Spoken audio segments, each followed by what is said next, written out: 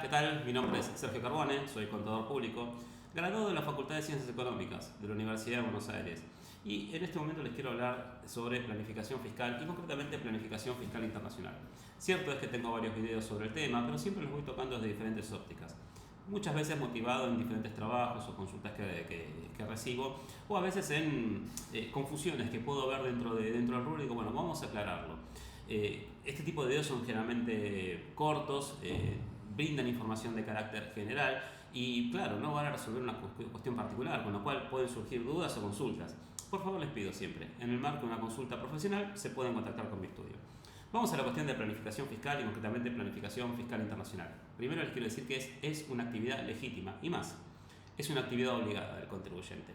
Nadie puede desarrollar un negocio sin siquiera pensar todas las mañanas qué es lo que va a hacer o cómo lo va a hacer, ¿sí? En el cotidiano de todos los días. Bueno, la planificación fiscal también es: quiero transar con clientes en Canadá, quiero transar con clientes en Suiza, quiero importar productos de China y los quiero almacenar en alguna plaza de Latinoamérica para distribuir a toda la TAM. Tengo que pensar cómo lo voy a hacer, buscar los proveedores, cómo voy a pagar y demás, y también en los regímenes jurídicos. La planificación fiscal, sí, que cuando hablamos de planificación fiscal, siempre hablamos en realidad de planificación jurídica y fiscal, es decir, cómo voy a planificar económicamente los negocios, cómo los voy a planificar jurídicamente esos negocios y cuál va a ser la consecuencia fiscal de esa planificación económica y jurídica. El error común es planificar jurídicamente el negocio, no planificarlo económicamente y pretender la fiscalidad conforme al régimen jurídico al cual yo me sometí, pero que no es la realidad económica. Por ejemplo, el error muy común es creer que se trata de planificación fiscal constituir sociedades en el exterior sin sustento y a esas sociedades en el exterior constituidas en jurisdicciones de baja o nula fiscalidad o jurisdicciones de alta fiscalidad que permiten un gran castigo a resultados de manera tal de que terminan no tributando impuestos. Pensar que esa planificación jurídica, es decir, constituir una sociedad en lugar donde yo no voy a pagar impuestos, es planificación fiscal. Bueno, lo único que está planificando uno es que formalmente no va a pagar impuestos, pero ¿qué pasa?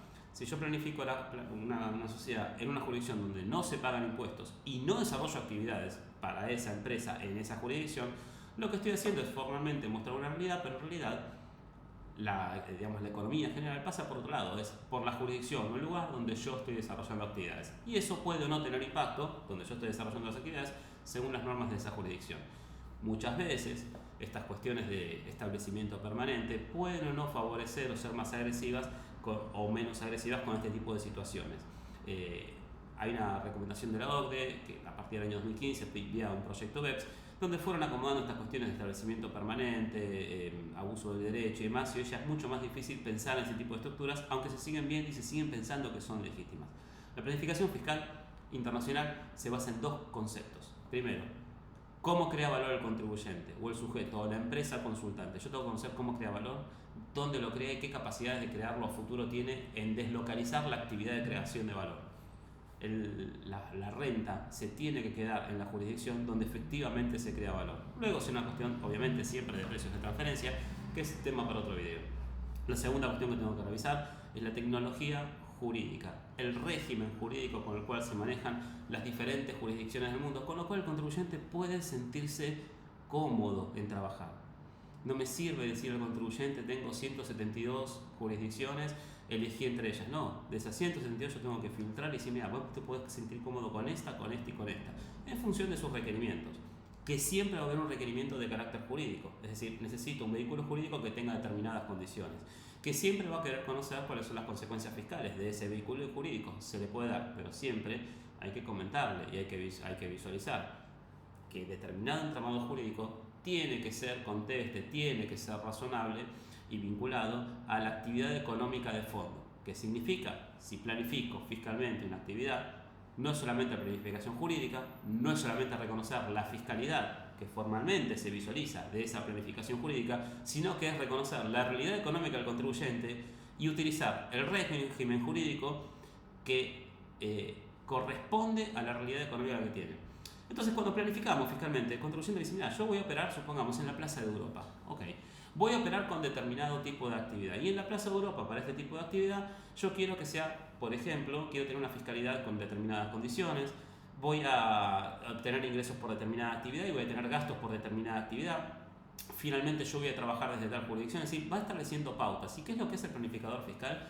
Lo primero que tiene que hacer el planificador fiscal para verlo, por lo menos es lo que hacemos en el estudio, es, ok, me están planteando que quieren trabajar con Europa, con Latam, con Oriente, vamos a ver dónde está ubicado cada uno de los países, aunque parezca burdo, absurdo y demás. ¿Qué es lo que tenemos que hacer? Hacer una tabla comparativa. Se trabaja una tabla comparativa diciendo, bueno, ¿dónde está ubicado cada país? ¿Cuál es el idioma que trabaja cada país o cada jurisdicción? ¿Cuál es el uso horario que tiene cada país? ¿Sí? ¿Cuál es la moneda que trabaja, con que trabaja para cada país? Y 3 cuestiones. Si son miembros de la OCDE, si pertenecen a una comunidad económica o no. Por ejemplo, si trabajo con jurisdicciones de Europa, como ya sé que están en la Unión Europea. Y a mí me gusta siempre incorporar un dato más, que es el rasgo de oscurantismo o no fiscal y societario que tiene cada jurisdicción, y por eso utilizo un índice que es Financial Secrecy Index. Es una página interesante de la Tax Justice Network que básicamente me están diciendo determinadas cuestiones, determinadas condiciones de esa jurisdicción que puedan ayudar al oscurantismo fiscal, societario y demás. Algunos contribuyentes quieren este tipo de conocer qué capacidad de anonimato tiene determinada jurisdicción y cuáles son los vehículos de ventilación de información o no. Siempre les aclaro, en la jurisdicción de residencia donde corresponda se tienen que declarar las sociedades, las rentas como corresponde y demás. Pero muchas veces pasa que por un tema de licencias, por un tema de marcas o por determinados riesgos de carácter comercial, quieren que sea difícil llegar a determinadas titulares o determinadas sociedades, que son los titulares finales del negocio. Entonces, desde el punto de vista del derecho privado, muchas veces quieren obtener cierto secretismo, ¿no? Bueno, se utiliza ese índice Financial Secrecy Index para conocer de qué se trata las sociedades. Pero básicamente, ¿qué es lo que se hace? Se comparan jurisdicciones. Comparo jurisdicción, que es lo que estoy trabajando, comparo el idioma. El idioma es fundamental. El idioma es fundamental para esto porque el planificador fiscal habla con asesores legales y fiscales foráneos. Entonces tengo que ver cuál es el idioma y cuál es la fluidez que voy a tener para trabajar. El uso horario es algo también clarísimo. Cuando uno se está trabajando, planificando, trabajar dentro de una banda horaria similar aligera mucho el trabajo. Trabajar en diferentes bandas horarias implica trabajar muy diferido. Y la moneda no es lo mismo trabajar en una zona donde yo puedo operar con el euro a que cuando tengo, en Hungría el forituro húngaro. Puedo estar sometido a sus variaciones de tipos de cambio, puede tener ciertos riesgos. Otra cuestión que se tiene que hacer es una comparativa ya en detalle, ¿sí?, respecto a las condiciones de esas jurisdicciones, porque algunas jurisdicciones me permiten tener sociedades unipersonales, otras no me permiten sociedades de carácter unipersonal. Algunas sociedades me obligan a ventilar, me requieren que se ventilen en los registros de constitución quiénes son los que constituyen el ente, otras no, otras dicen tenés que indicar quién es el que constituye el ente, pero las autorizaciones de los socios o los accionistas iniciales no se ventilan. Lo mismo con los beneficiarios efectivos. También es importante conocer si la sociedad que se ve esta constitución del exterior tiene la obligación de confeccionar y presentar juegos de estados contables anuales o no. Las cargas de estados contables anuales o no al exterior implican mayores costos, pero también la publicación. Es muy común encontrar que en determinadas jurisdicciones uno puede entrar y consultar determinada sociedad, quiénes son los accionistas, quiénes son los socios, e incluso los balances, el último juego de estados contables presentado de manera anual o no. Y por supuesto, los planes, la obligación de ventilar planes de planificación fiscal a la autoridad local, si lo tiene que ventilar la empresa o lo tiene que ventilar el asesor fiscal. Si yo estoy, por ejemplo, trabajando en jurisdicción OCDE, que esto es muy común, ¿sí? O dicho de otra manera, no, mejor, en jurisdicción de la Unión Europea, yo me voy a encontrar que es muy normal la posibilidad de constituir sociedades unipersonales, que no se ventilan las autorizaciones de registros de incorporación, que no se ventilan las autorizaciones de los registros de beneficiarios efectivos, pero que hay obligación de revelación de los planes internacionales por parte del asesor fiscal. Esto es un estándar. El hecho de si comparte o no datos vía SRS, cuáles son las condiciones para compartir datos SRS, y recién después de ahí que yo puedo ver todas las jurisdicciones, voy a hacer una comparativa de fiscalidad. Y en la comparativa de fiscalidad, yo, a nivel general, puedo encontrar el impuesto que grava a las sociedades, y también tengo que considerar el impuesto que los regímenes especiales. Por ejemplo, nosotros tenemos en Hungría un impuesto general a sociedades del 9%, pero tiene regímenes especiales que puede ser un 2% sobre las ventas. En Perú tenemos un impuesto general sobre la renta, el 30%, pero tenemos regímenes especiales del 9%. Es decir, lo mismo sucede también en Uruguay. Cada país tiene regímenes generales y regímenes especiales, donde dependiendo de la actividad, el régimen especial puede ser de alto rendimiento. Por ejemplo, en actividades de alto valor agregado, los regímenes especiales reducen muchísimo el nivel de fiscalidad respecto a los regímenes generales. Las normas de precios de transferencia que aplica la jurisdicción también van a ser fundamentales.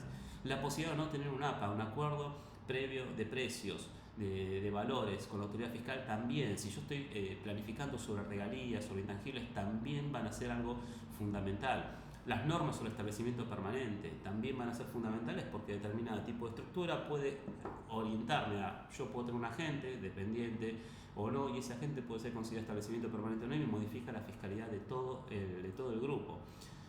Pero siempre, ¿qué es lo que sucede? Nosotros tenemos que ver que las estructuras que vemos en el exterior, más allá del uso horario, más allá de la moneda, que esto es fundamental, en qué moneda voy a estar manejando el origen de la renta o el pago de determinadas rentas, más allá del uso horario, más allá de las rentas, más allá de los idiomas, las sociedades que están en el exterior tienen que tener sustento. ¿Qué significa? Que tienen que tener un domicilio de ejecución de actividades, que tienen que tener empleados dependientes, porque si hablamos de creación de valor, tiene que haber empleados dependientes. Si hablamos de una actividad industrial o de carácter productiva, tiene que haber un depósito, tiene que haber una máquina que esté produciendo, o sea, tiene que estar en algún lado. Es muy común pensar que yo puedo constituir una sociedad, no sé, por ejemplo, en Hungría, y ejecutar el trabajo efectuado, no sé, desde Chile, el trabajo operativo, y dirigirla desde Argentina. No hay ningún problema con dirigir todo eso de Argentina, separar la renta normal para dirigir a Argentina, pero posiblemente Chile tenga sus reparos respecto de, o al caso un intangible en Hungría, quién lo generó, cómo se pagó, precios de transferencia. Esto tiene que ver con eso, tiene que ver con precios de transferencia. La fiscalidad internacional es algo complejo. Es algo complejo porque tiene que ver con reconocer las ventajas no solamente del régimen jurídico a efectos fiscales, sino del régimen jurídico a efectos societarios, la tecnología jurídica con la que cada jurisdicción se maneja. Cada jurisdicción va a buscar atraer las inversiones, va a buscar atraer los negocios, y muchas veces vamos a encontrar jurisdicciones que atraen solamente vehículos o negocios offshore. Respecto del tema de los vehículos y negocios offshore, hay que tener cuidado, porque en este caso, la Inspección General de Justicia es bastante agresiva con el uso o el entendimiento de este tipo de negocios. ¿Por qué? Porque el mismo vehículo offshore puede utilizarse para fines loables o para fines espurios. ¿Qué es una actividad offshore? Es una actividad que se registra en una jurisdicción, pero que tiene prohibido operar en esa jurisdicción, es decir, registra una sociedad para operar íntegramente fuera de determinada jurisdicción. La Fiscalía Argentina, el régimen jurídico argentino ya lo tiene resuelto. ¿Sí? Si hay una sociedad en el exterior que tiene su principal fin para desarrollarse en Argentina, tiene que nacionalizarse a nivel de la ley societaria, y a nivel fiscal, bueno, si una sociedad que está desmaterializada, no tiene personalidad fiscal, vamos a tener que incorporar las rentas. Y si tuviera personalidad fiscal, pero bajo un régimen específico, también. Y si de pronto tuviera fiscalidad, personalidad fiscal, no estuviera bajo un régimen específico, ya no importa cuánto paga en el exterior, pero no estuviera materializado, o sea, fuera completamente desmaterializada, se ejecuta desde Argentina, o por lo menos no puedo demostrar que se ejecuta en cualquier otra parte del exterior, efectivamente, bueno, las normas anti-ilusión general, artículo 2, ley 1183, ley de procedimiento tributario, me va a pedir que de alguna manera yo incorpore ese tipo de rentas. Es decir, y esto sucede en todo el mundo, los regímenes fiscales se definen en las maquinaciones del contribuyente. Entonces, resumiendo, ¿qué es la planificación fiscal, en este caso internacional? No es constituir una sociedad en el exterior, eso no es planificación fiscal. No es constituir la sociedad exterior donde yo busco una página donde el impuesto a la renta es el más barato. La planificación fiscal internacional es revisar a nivel general, en primera etapa, cuál es la tecnología jurídica con la cual se maneja determinada jurisdicción, en todos los planos, societario, fiscal, laboral, como mínimo.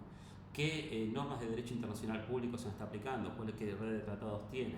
¿Cuáles son las retenciones que realiza determinada jurisdicción con tratado y sin tratado para pago de dividendos, pagos de intereses, regalías y pago de servicios profesionales? ¿Cuáles son las ficciones del derecho que atraen fuente en la renta? Generalmente honorarios profesionales, honorarios técnicos, es una ficción del derecho que está siempre comprendido dentro del capítulo de regalías de los tratados. Es decir, es una revisión general para conocer un rumbo. Y principalmente usted como contribuyente, usted como consultante, quiero tener una planificación fiscal internacional, quiero tener un negocio, bueno, ver qué nivel de vida quiere llegar. De nada le sirve que yo a alguien le diga, instale su empresa en Canarias, cuando el sujeto jamás viajaría a Canarias. Eso de nada sirve.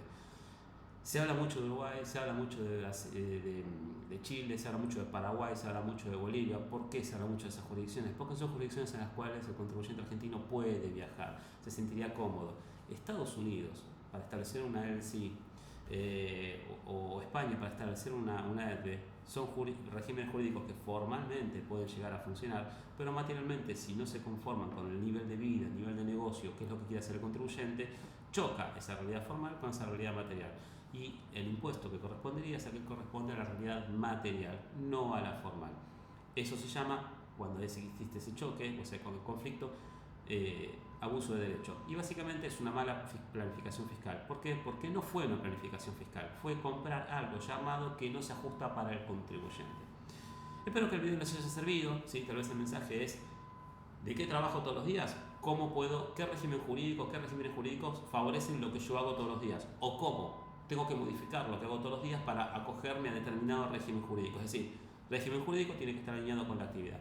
La planificación fiscal internacional implica concientizar al contribuyente de cómo tiene que modificar la actividad que desarrolla para someterse a un régimen jurídico que sea más beneficioso en todos los planos, a nivel societario, ventilación de datos, a nivel fiscal y demás. Espero que les haya servido el video. Cualquier otra consulta se puede contactar conmigo, pero bueno, en el marco de una consulta profesional. Muchas gracias.